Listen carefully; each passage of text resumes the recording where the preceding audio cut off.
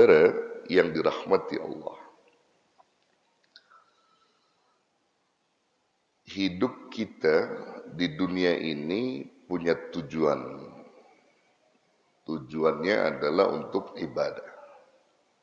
Aktivitas kehidupan orang beriman itu habis untuk ibadah, bukan selain ibadah.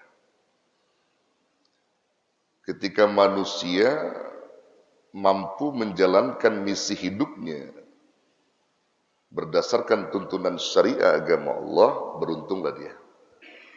Namun ketika manusia menyia-nyiakan hidup yang Allah berikan itu pada hal yang bukan diperintah oleh Allah, rugilah dia. Salah satu keuntungan bagi orang-orang yang menjalankan hidup sesuai dengan tuntunan syariah agama Allah, seperti antum semua, amin. Ya, pagi-pagi kumpul di masjid, dengerin ilmu Allah, mencari ilmu Allah, itu salah satu bagian keuntungan. Jarang-jarang nih, ya kita bisa kumpul begini. Apalagi kalau kumpulnya tiap hari, gitu. Tiap hari nggak di talim, enggak ya, dari Jumat, ya. Apalagi tiap hari, bisa syukron tuh, bisa syukron ya. Tiap hari kumpul, mencari ilmu-ilmu Allah. Itu akan berfaedah, memberikan pahala. Itu keuntungan yang luar biasa, saudara. Memang hidup kita di situ, Pak. Umur kita yang diberi Allah punya fungsi ke situ. Makanya dikatakan manusia terbaik itu kan dua gambaran Rasulullah kan. Manusia terbaik itu yang digambarkan Rasul kan dua. Pertama, manusia terbaik itu manakala dia bisa berguna pada manusia lain. Satu. Yang kedua, manusia terbaik itu manakala umurnya panjang, bagus amalnya. Itu aja. Jadi khairun nas anfa'uhum linnas, ini pertama disebut Nabi. Jadi sebaik-baik manusia itu adalah mereka yang punya kontribusi untuk manusia lainnya. Artinya berguna gitu, bermanfaat untuk manusia lainnya. Yang kedua, khairun nas man tala umruhu wa hasuna amaluhu.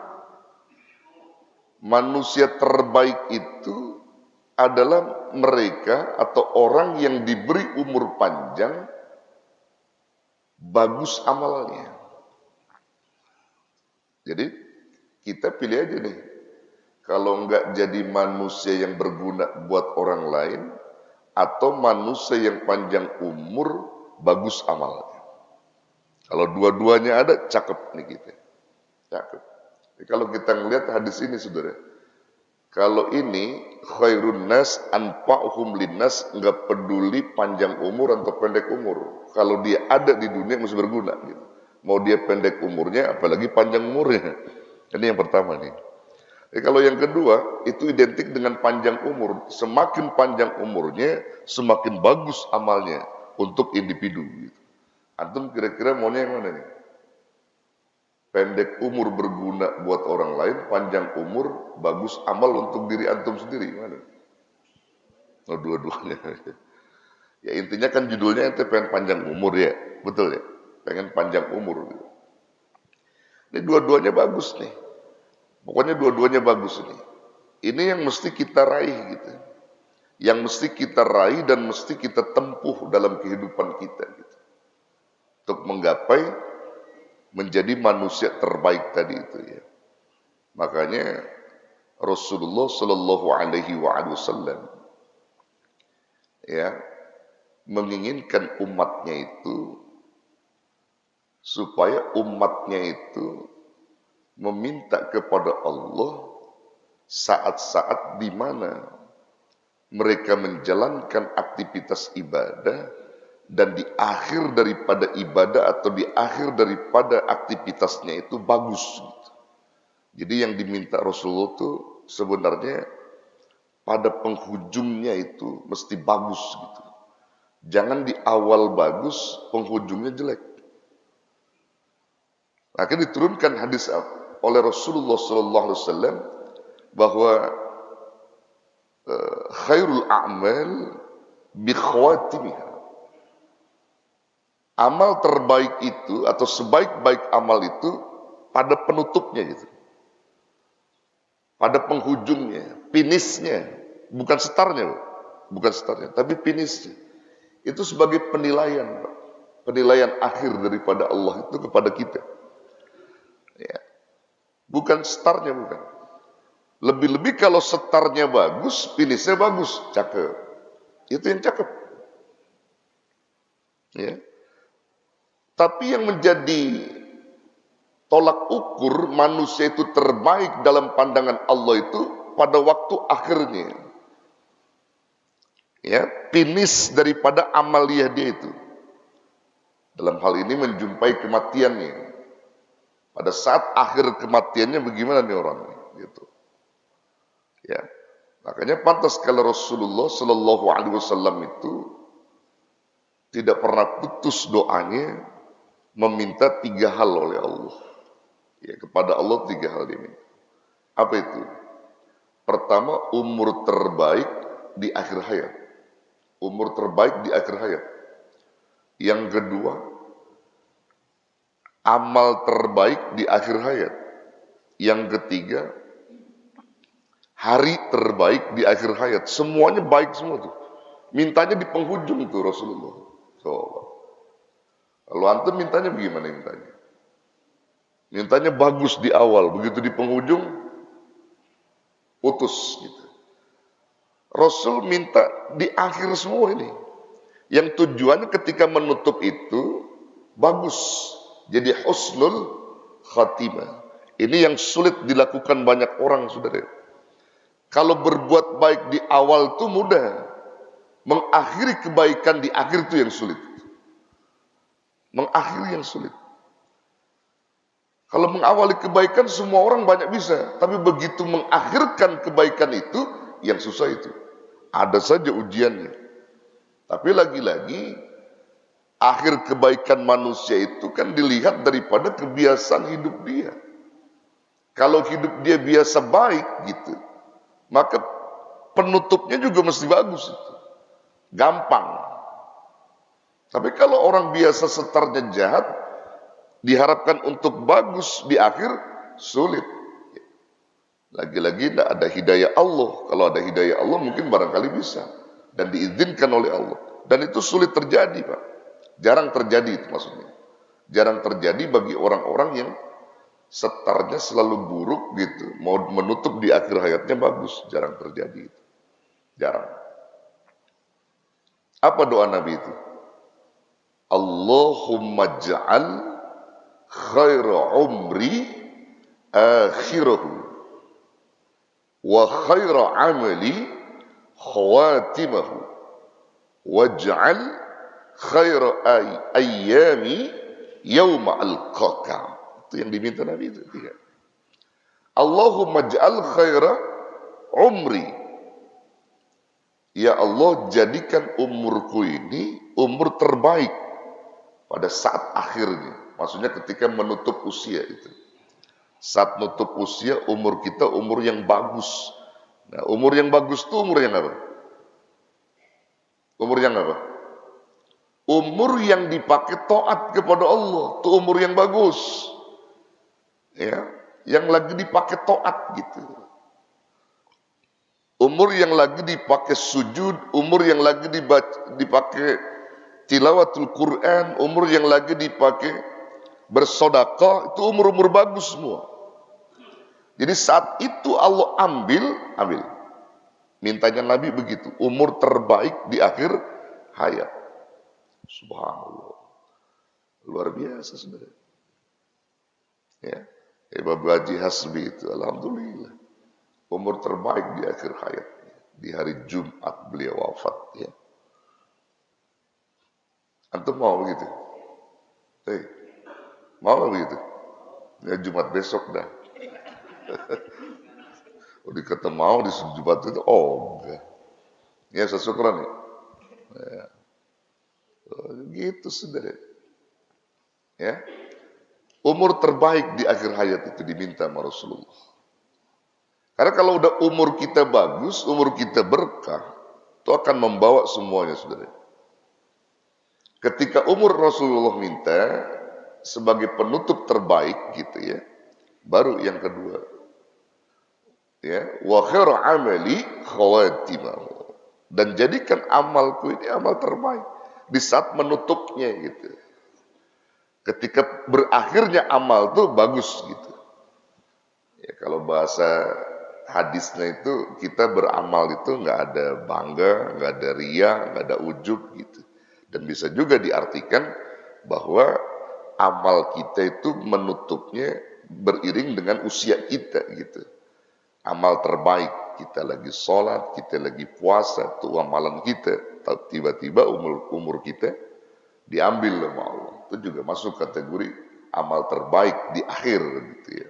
Kalau ternyata kita masih hidup, kebaikan amal kita itu saat menutupnya bagus. Nggak ada ujub, nggak ada sombong gitu.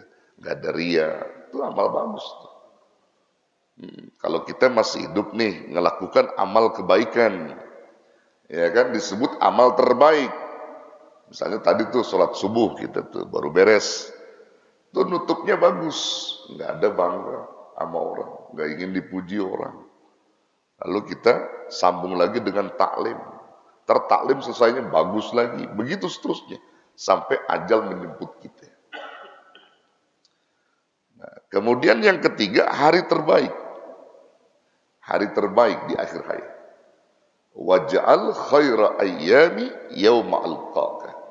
Ya Allah, jadikan pula hariku hari terbaik saat berjumpa dengan Engkau melalui kematiannya itu, hari terbaik. Nah, ini menjadi pertanyaan, hari terbaik itu apa? Kalau kita merujuk fadilah ya hari Jumat, betul. Ya, fadilahnya kan begitu. Khairul ayyam yaumul Jum'ah. Hari terbaik itu hari Jumat secara fadilah. Kalau bulan terbaik bulan apa? Bulan Ramadan. Ya, khairus syahr syahrul Ramadan. Bulan terbaik bulan Ramadan itu kalau fadilah. Kalau fadilah itu. Tapi di luar fadilah seluruh hari bagus. Manakala dinisbahkan pada taat. Itu juga yang menjadi pertanyaan sahabat dia. Salah seorang sahabat nih Pak, ini saya mau luruskan juga antum nih. Berfadilah boleh berfadilah. Tapi jangan terkecoh itu aja. Jangan terkecoh dengan fadilah. Ketika kita terkecoh dengan fadilah, terfokus pada fadilah, sehingga menyalahkan sesuatu yang lain, itu yang keliru. Kalau fadilah boleh berfadilah, silakan. Seperti bulan Rajab nih, ini kan bulan yang luar biasa, diberikan oleh Allah untuk kita. Ya, tapi lagi-lagi kita lihat, ya, dalam hal ini saya mau luruskan juga nih di jamaah, karena banyak yang keliru. Ya, hari di dalam Islam itu semua bagus, semua hari bagus. Manakala dinisbahkan pada taat. Sahabat pernah nanya, ada seorang sahabat nanyanya kepada Ibnu Abbas, itu dalam catatan riwayat nih. Sahabat nanya kepada Ibnu Abbas. Ini dua-duanya pintu ilmu nih. Ibnu Abbas sama Ali, Sayyidina Ali. Dia datang dulu ke Ibnu Abbas. Ya, sepupunya Rasulullah. Ya Ibnu Abbas. Wahai Ibnu Abbas, saya mau tanya sama engkau. Apa itu? Hari apa yang terbaik? Bulan apa yang terbaik? Amal apa yang terbaik? 3 pertanyaan. Hari apa yang terbaik? Bulan apa yang terbaik? Amal apa yang terbaik? Ma khairul yaum wa ma khairus syahr wa ma khairul amal. Itu pertanyaannya. Kalau antum nih ditanya sama orang seperti itu pertanyaannya rujukannya kepada fadilah. Jawaban antum apa? Jawaban antum apa? Kalau saya tanya, hari apa hari terbaik? Coba jawab. Pasti jawab Jumat. Bulan apa bulan terbaik? Ramadan. Jawaban antum sama sama Ibnu Abbas. Karena Ibnu Abbas juga menangkap pertanyaan seseorang ini ke fadilah. Maka Ibnu Abbas pun menjawabnya fadilah. Ketika ditanya hari apa yang terbaik itu ya Ibnu Abbas? Ibnu Abbas jawab, Yaumal Jum'ah. Hari Jumat. Bulan apa yang terbaik? Syahrul Ramadan. Bulan Ramadan. Amal apa yang terbaik? Amal yang dapat mendatangkan manfaat untuk orang banyak. Itu kata Ibnu Abbas. Si laki-laki ini, sahabat yang bertanya sama Ibnu Abbas ini kurang puas. Bukan itu yang diharapkan jawabannya. Dia pengen yang lebih dalam lagi. Kalau secara fadilah saya udah paham. Saya pengen yang lebih dalam lagi. Maka dia lari ke Sayyidina Ali. Sayyidina Ali ini pintunya ilmu. Ibnu Abbas juga sama, pintunya ilmu juga. Tapi Ali lebih dalam lagi. Ketika Sayyidina Ali ditanya oleh orang yang bertanya kepada Ibnu Abbas, bijaknya Sayyidina Ali tidak pernah mendiskreditkan atau menyudutkan, memojokkan guru pertama yang ditanya oleh si orang ini. Itulah bijaknya menjadi guru begitu. Bijaknya jadi guru gitu, kalau ditanya jangan nyalain si guru yang ditanya ini. Angkat derajat guru itu di hadapan orang yang nanya. Pembelajaran buat antum tuh. Iya.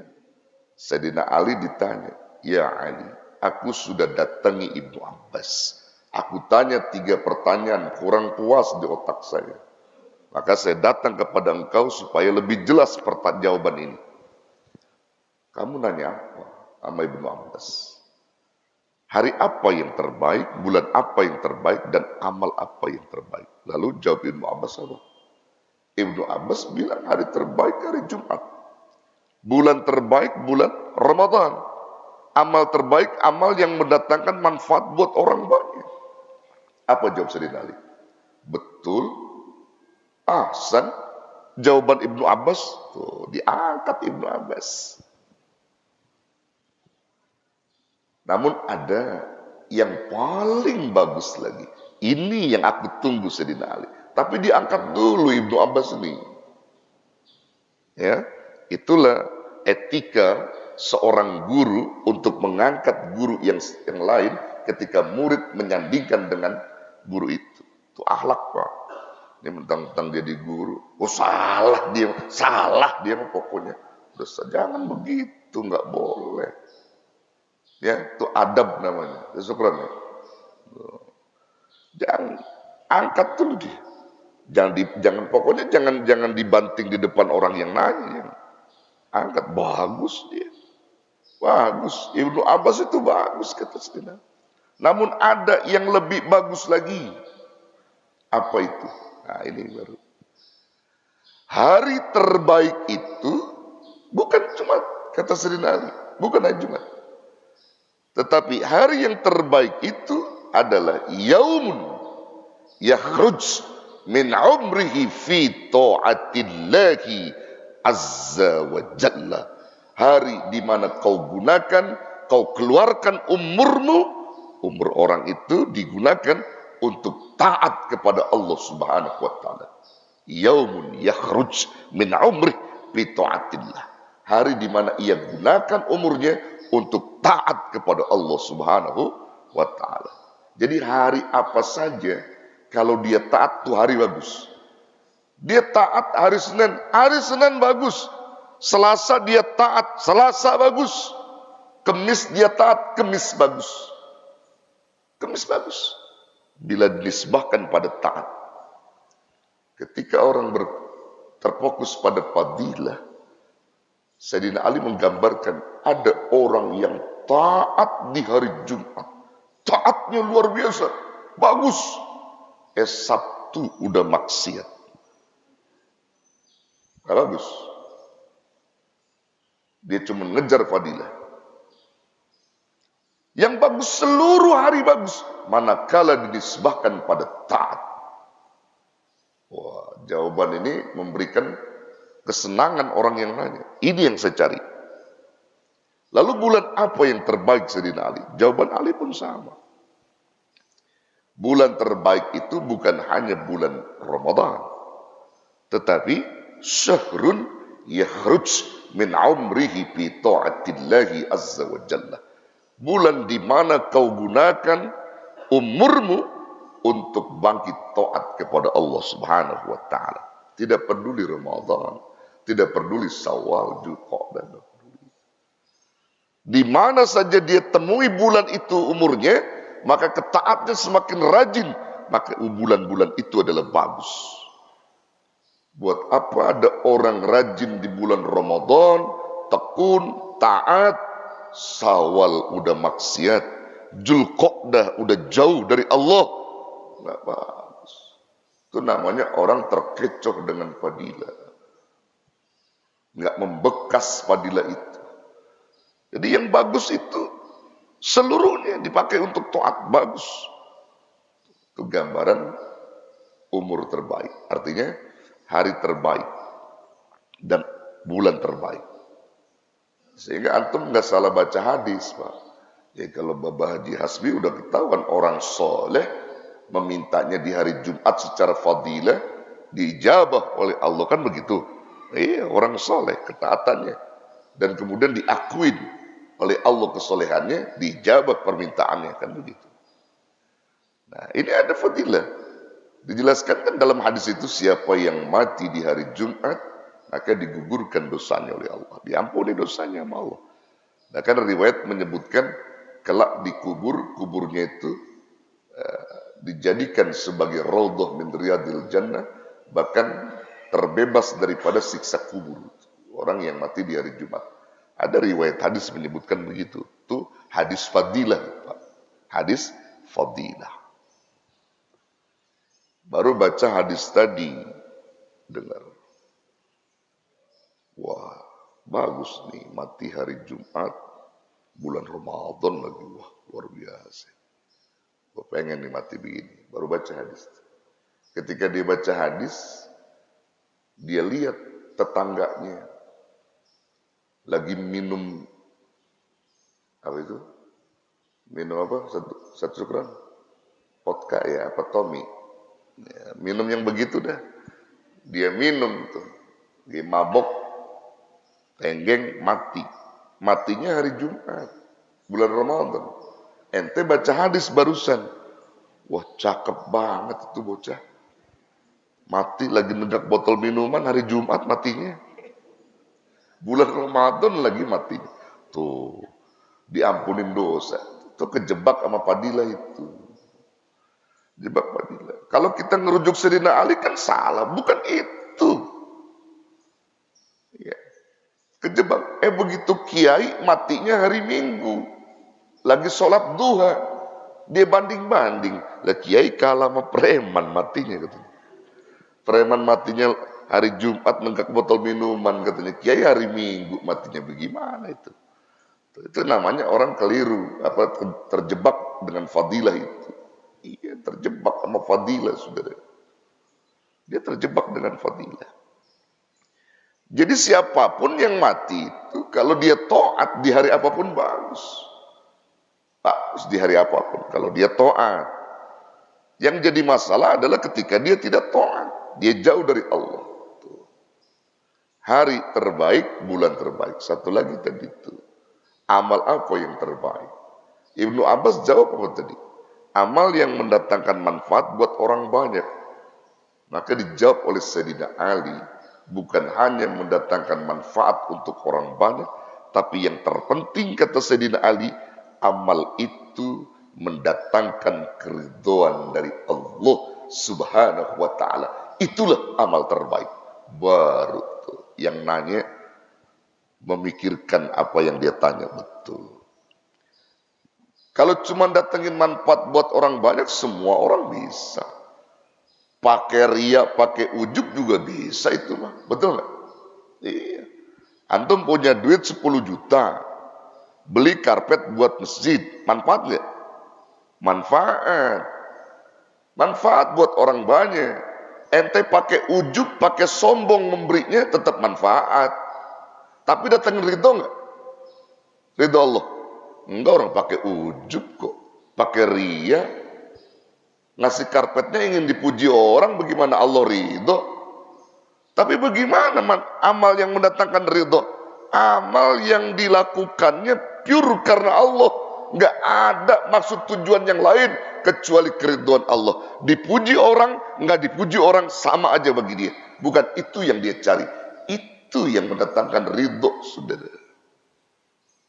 Itu yang berguna. Kata Sayyidina Ali. Ya. Makanya amal yang datangin ridho itu seperti amalnya kura-kura. Kura-kura tuh kalau dia beramal tuh, contoh tuh Pak, bagus. Simbol kura-kura tuh bagus. Jangan kalau kita beramal itu seperti amalnya ayam kampung betelor. Itu jadi masalah itu. Nah, kok bisa begitu? Coba lihat aja. Ayam kampung lagi nelor tuh. Telurnya satu. Petak-petoknya selebar kampung orang tahu. Iya. Betul. Itu simbol manusia. Kalau dia bersedekah, dia beramal, dia melakukan kebaikan, sedikit amalnya diomongin selebar kampung. Ada yang begitu orang. Iya.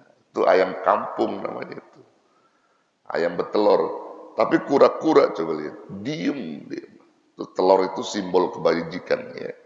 Kura-kura diem aja dia. Lagi beramal tuh diem, nggak mau diketahui orang.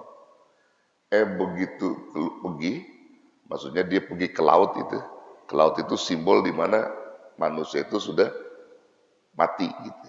Dia pergi, ninggalin amal tuh. Baru orang pada tahu ternyata sodakohnya, amalnya banyak, telurnya banyak. Oh, kura-kura ini. Kalau itu nggak jadi masalah. Diem melakukan amal tuh, nggak perlu orang lain tahu gitu. Itu amal yang bermanfaat, amal yang berguna itu, yang mendatangkan manfaat buat orang banyak juga datangin ridho dari Allah Subhanahu wa Ta'ala. Nih, saudara. Tuh, jadi kembali lagi nih ya, kembali lagi. Jadi apa yang tadi disebutkan Nabi dalam permintaannya, Allahumma ja'al khaira umri akhirahu wa khaira apa itu? Allahumma ja'al khaira umri akhirahu wa khaira amali khawatimahu waj'al khaira ayyami yauma alqaka.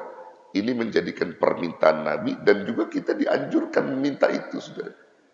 Meminta supaya umur kita bagus di akhir hayat. Amal kita bagus pada saat penutupannya. Hari kita juga hari terbagus saat kita menutupnya. Di akhirnya. Maksudnya hari yang dipakai untuk taat kepada Allah Subhanahu wa Ta'ala. Boleh kita minta itu. Saya juga yakin saudara udah ada yang hafal tuh doa. Ada yang hafal? Ada? Belum hafal? Belum hafal? Santonong belum hafal? Sasukron tuh udah tuh, sasukron udah dikasih sih dia mah. Udah dikasih doanya itu. Ya. Nanti saya ijazahin ya. Saya ijazahkan nanti. Antum baca itu habis sholat itu ya. Habis sholat baca itu. Insya Allah ada keberkahannya. Nanti di akhir saya ijazahkan sama antum. Baca itu. Ini tanggung Pak, saya mau baca dikit nih. Bait kitab ya.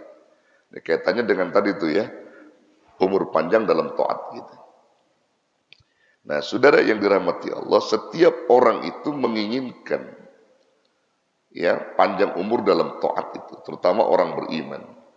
Wa ammatul umri fi taatillahi fahuwa mahbubun wa matlubun. Adapun panjang umur dalam taat kepada Allah itu bahwa adalah mahbubun, yang disenangi, wa matlubun, yang dicari. Wa kullama kana al-umru atwala fi ta'atillahi kanatil hasanatu aktsar wad darajatu arfa. Dan setiap terbukti wa kullama kana al-umru adalah umurnya atwala fi ta'atillah, panjang, umurnya panjang dalam taat kepada Allah, kanatil hasanatu aktsar, adalah ia kebaikannya lebih banyak. Wa darajatu arfa, dan derajatnya lebih tinggi. Jadi orang yang umurnya panjang dalam taat kepada Allah itu kebaikannya lebih banyak, derajatnya lebih tinggi. Boleh yang begitu. Boleh. Tapi sebaliknya, wa ammatuluhu bi ghairi taatillah. Adapun orang yang panjang umur selain taat kepada Allah, fabalaun wasyarrun, itu merupakan bala dan syarrun, kejahatan atau keburukan, musibah. Jadi orang yang panjang umur nggak taat sama Allah itu musibah, itu bala. Ya, bala dan juga keburukan. Jangan sampai terjadi. Jadi kalau ada orang panjang umurnya itu jadi bala, mendingan udah nggak ada aja itu. Mesti udah nggak ada aja itu yang begitu. Karena jadi bala kesian. Semakin panjang umurnya semakin banyak balanya. Semakin juga banyak kejahatan-kejahatannya. Maka semakin rugi dia. Begitu. Kalau orang-orang yang panjang umur tidak dalam ketaatan kepada Allah. Bahkan di samping itu apa? Taksurus sayyiat, akan banyak kejahatannya, keburukannya, wa tatadha'aful khati'at, dan berlipat ganda segala kesalahannya. Na'udzubillah, summa na'udzubillah. Nah, saudaraku yang dirahmati Allah, terutama saya pesan sama saudara-saudara jamaah, ya, bagi saudara yang umurnya udah melebihi dari 40 tahun, itu udah banyak syukur mestinya, banyak bersyukur, banyak bertobat. Saudara udah lebih ya, 40 tahun ya. Udah lebih udah. Ada yang di bawah itu nggak ada. Nggak ada. Nih, Dewa ini masih di bawah ya, Pak. Yang masih di bawah. Kalau udah 40 tahun ke atas, Pak, udah banyak syukur sama tobat, kata Nabi. Udah. Karena kunci kebaikan orang itu ada di usia itu. Dia mau baik jadi orang soleh, usia itu. Dia mau buruk jadi orang di usia itu. Jadi kalau sekarang antum nih udah lebih dari 40 lagi taat, pertahankan taat. Ya. Karena orang sulit, Pak, kalau udah 40 ke sono, ya, masih aja mau bermain-main sama kebatilan itu. Mau tobat itu rada berat gitu, berat. Umur 40 kerjaannya mancing mulu, mancing, susah gitu. Ada. Susah dihilangin tuh. Kalau dia umur 30 hobi mancing, umur 40 hilang, udah beres. Makanya kata Imam Malik begini, Pak. Kata Imam Malik nih.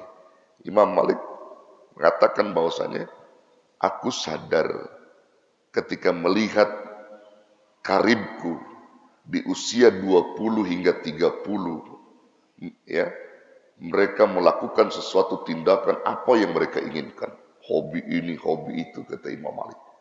Tapi kulihat saat 40, dia tinggalkan semua apa yang menjadi hobi dia yang itu, dia tinggalkan semua. Dia berfokus kepada akhirat, dia tobat dan bersyukur pada Allah. Maka aku sadari karibku adalah orang terbaik dalam pandangan Allah. Saudara. Jadi Imam Malik punya karib umur 20, 30, walau. Tapi ketika 40 diem, mainannya masjid, zikir, taklim, cakep udah, kesononya bagus. Iya, bagus. Ini 50 masih doyan yang begitu-begitu. Iya, iya, udah mestinya udah banyak syukur dah, banyak tobat gitu. Banyak tobat sama Allah udah 40 kesono. Sampai-sampai kan Imam Ibnu Qayyim itu kan membagi, Pak, umur manusia itu. Disesuaikan dengan waktu-waktu ibadah. Imam Ibnu Qayyim itu membagi umur manusia itu.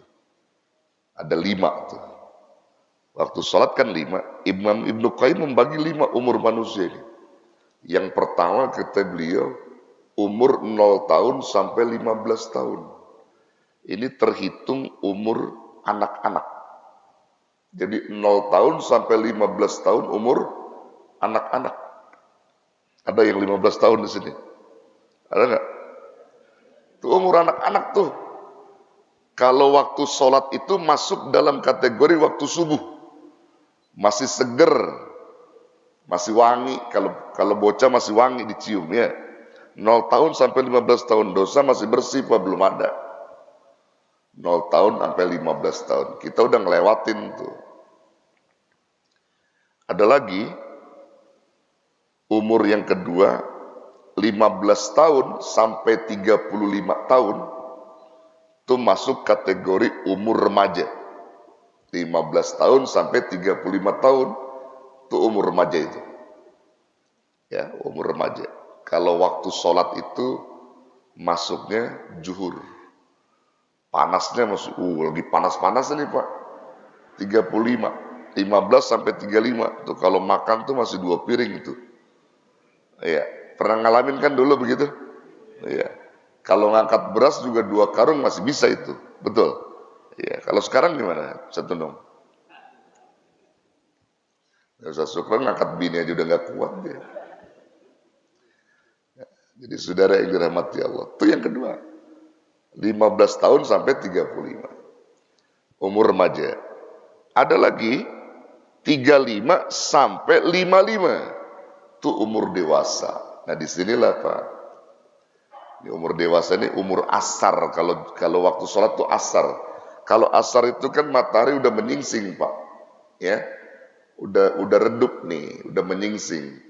Ini orang kalau udah asar, masuk asar tuh kudu banyak malu mestinya.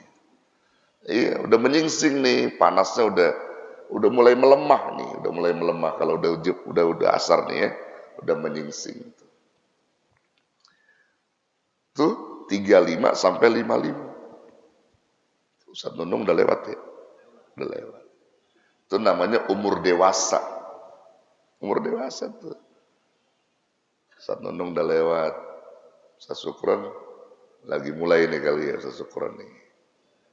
Lagi mulai dewasa tuh. Nah, kemudian yang keempat 55 sampai 70 tahun, ini masuk kategori umur tua. Umur tua, ya, umur tua tuh. Nah, kalau udah 70 udah masuk waktu maghrib nih. Maghrib udah rada gelap nih. Gelap dia. Makanya matanya udah mulai nggak awas. Kupingnya udah rada budek dah. Biasa itu. Ya. Tangan udah banyak yang agak dirasa. Udah banyak dirasa dia nih. Udah 70. 55 sampai 70. Umur tua disebutnya. Ustaz Nunung udah lewat. Oh lewat. Udah lewat juga dia. Udah lewat juga masalah. Udah lewat juga dia. Berarti Ustaz Nunung yang kelima ini, yang kelima. Ya. Nah, yang kelima umur 70 sampai menjelang wafatnya masuk kategori umur tua renta. Jadi Ustaz Nunung masuknya tua renta udah. Tua renta Ustaz Nunung. Oh, ya tua renta udah itu. Iya, tapi kan masih gagal Ustaz Nunung ya, luar biasa disyukuri Ustaz Nunung itu. Ya luar biasa. Itu tua renta Pak. Sampai menjelang ajalnya itu umur tua renta. Nah kalau udah umur tuh dewasa, tua renta, tuh mesti mikir mesti kita. Banyak berpikir Pak. Udah kalau udah umur segitu tuh sama masjid seneng gitu. Mainannya udah masjid yang segitu mah udah. Ya udah umur dewasa ini udah mulai tuh 40 tuh sama masjid tuh kudu seneng gitu. Jangan kalau ngeliat masjid mau muntah aja bawaannya. Ya seneng masuk masjid, banyak zikir, etikaf, udah kerjaannya begitu aja, sama ngaji doyan. Itu udah. Memang udah waktunya yang begini nih. Nih kalau orang udah usia begini udah usia rawan nih Pak nih. Dewasa, tua renta, udah rawan Pak. Rawan yang begini nih. Kalau makan ikan ketulangan bisa keselak. Hati-hati dah pokoknya. Rawan ini. Makanya banyak berzikir, banyak tobat, banyak bersyukur Pak. Ya, Ustaz Nunung ini udah harus banyak-banyak syukurnya nih. Ya udah dikasih bonus banyak Ustaz Nunung itu. Luar biasa ya. Tapi beliau aktivis taklim. Ya, itu yang menjadi keuntungan Pak. Kalau orang udah tua, kemudian aktivis dalam kebaikan gitu, wah, dijempolin sama Nabi. Iya, jempolin sama Nabi, Pak. Karena dia kebiasaannya memang begitu sampai menjelang akhir hayatnya udah begitu, udah. Tuh, cakepnya begitu. Tapi kalau udah umur dewasa, tua renta, belum juga mau main masjid, waduh, berbeda. Kerjanya masih megang joran pancingan mulu, nggak pernah mau naik masjid, udah berabe urusan yang begitu. Iya, berabe udah urusannya. Ntar begitu sakratul maut tuh biasanya sama pancing-pancingan itu tadi. Gitu. Memang pada hobi mancing antum ya? Hobi mancing. Nah, kalau hobi jadi masalah tuh mancing-mancingnya ingat sama Allah. Mancing nggak pada ingat sama Allah sih ente. Kalau mancingnya ingat Allah mah nggak apa-apa, silakan. Kalau ilmu tasawuf melarang. Kalau ilmu syariah masih mubah, boleh mancing silakan. Selagi ingat Allah. Ya waktunya juhur, asar dia sholat begitu. Ente lagi mancing. Azan tiba, Allahu Akbar. Ya berhenti dulu, sholat mengapa? Ini kadang-kadang juhur lewat, asar lewat. Ya, itu namanya mancing yang bukan karena Allah. Itu yang agak boleh mancing begitu. Ya. Kalau kata Ustaz Sukron, orang mancing itu orang goblok. Ustaz Sukron ngomong. Ya Ustaz Sukron ya, goblok orang mancing. Mengapa goblok? Ikan beli sekilo, udah dibeli bawa pulang goreng, lempar lagi ke empang dipancingin, kan goblok namanya. Ustaz Sukron ngomong itu. Iya, orang beli ikan sekilo bawa pulang goreng udah, mengapa lempar lagi di kolam dipancingin? Beli udah beres bawa pulang dipancingin lagi, kurang kerjaan. Ya. Tariknya yang enak. Orang mancing mah gak ada majunya, Pak. Ya, harus maju kecebur. Nah, jadi saudara, itu penting juga tuh untuk kita pikirin ya. Iya, kita pikirin, kita renung tuh. Usia-usia begitu udah rawan tuh, ya. Kita renungin aja. Makanya nasihat-nasihat malaikat maut tuh kalau udah usia begitu udah banyak. Banyak udah. Mana nasihatnya? Pertama uban. Uban nasihat itu. Uban. Sesukron udah ubanan. Disemir ya? Sesukron. Iya. Uban itu nasihat malaikat maut itu. Kudu malu sama uban. Ya malu sama uban. Saya udah banyak sih uban kalau di dalam nih. Ya. Kudu malu uban. Nasihat malaikat maut itu. Terus apa lagi tuh? Mata udah kurang awas, nasihat juga itu. Mata, kulit udah pada mulai keriput nih, sama nih. Udah nasihat semua itu. Sebenarnya kita pikirin yang begitu tuh. Iya. Terus mata kalau ngelihat tuh udah jerorongan gitu, ngeliat orang tuh. Jerorongan kalau itu udah mulai tuh udah kurang awas jalan. Itu udah nasihat tuh. Malaikat maut itu udah kasih wasiat buat kita gitu. Ada juga jamaah bilang, saya kalau jalan rada susah Kiai, ke masjid juga rada susah, sulit saya ngelihat katanya, mata ini. Tapi kalau ngeliat perempuan, saya awas aja katanya, ada aja. Lu ngeliat perempuan awas aja dibilang. Tapi kalau mau ngeliat masjid, oh enggak. Sesyukur ajarannya itu. Ya orang ada aja yang begitu saudara. Kalau ke masjid mau ogah, kalau ngeliat perempuan dia bisa, di mana juga dilihat. Ya seger aja bawaannya dia.